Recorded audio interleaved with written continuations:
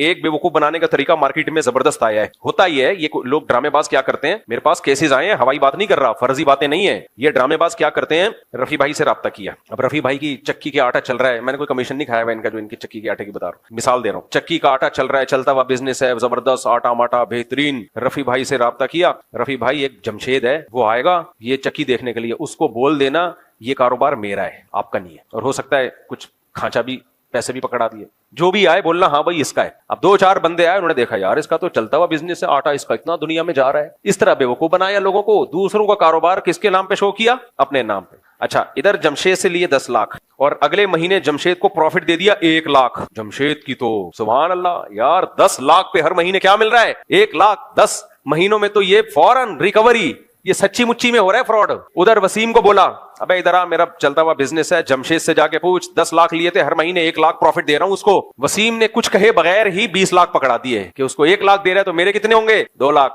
2-3 بندوں کو دیے, اب محلے والے خود ہی آئیں گے آپ کے پاس. اب آپ نے تھوڑے سے نخرے دکھانے ہیں. کیا دکھانے, نخرے. اب آئے گا غفار, یار سنا ہے آج کل بڑا پروفٹ ہے, تیرے چکی کے آٹے چل رہے ہیں, اور صرف ایک بزنس تھوڑی, جوتوں کی دکان میں جا کے اس کو بولا, بندہ آئے گا اس کو بول دینا میرا ہے. کس کا بزنس ہے, میرا بزنس, اپنا نہیں ہے, میرا ہے, اس کے پیسے لے لے تو اتنے.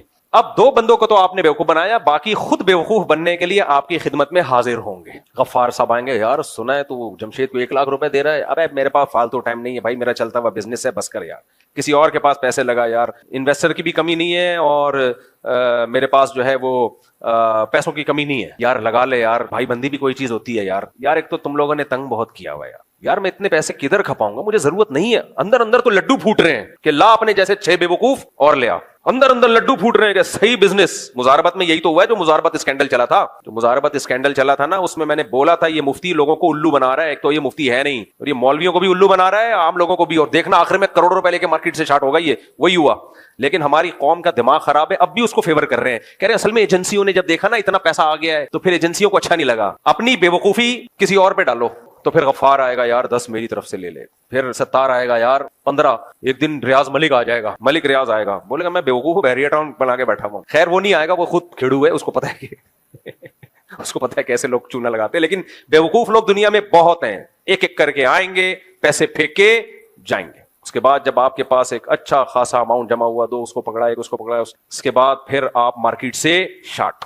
پیسہ تو آپ نے کہیں باہر منتقل کر دیا ہنڈی منڈی کے ذریعے, اس کے بعد پھر آپ روتے پھرو گے. اگر یہی رہنا ہے یا تو باہر بھاگ جاؤ, اور اگر یہی رہنا ہے باہر نہیں جانا تو آپ روتے پھرو گے. پھر آپ کبھی فلاں مفتی کے پاس, یار میں اتنا قرضہ چڑھ گیا میرے اوپر, کبھی کسی کے پاس, کبھی کسی کے پاس, خود چڑھایا ہے اور ابھی بھی کھا رہا ہے. کچھ لوگوں پہ تو سچی مچی کا قرضہ چڑھا ہوتا ہے, لیکن میجورٹی ایسے ہی ڈرامے کر رہی ہوتی.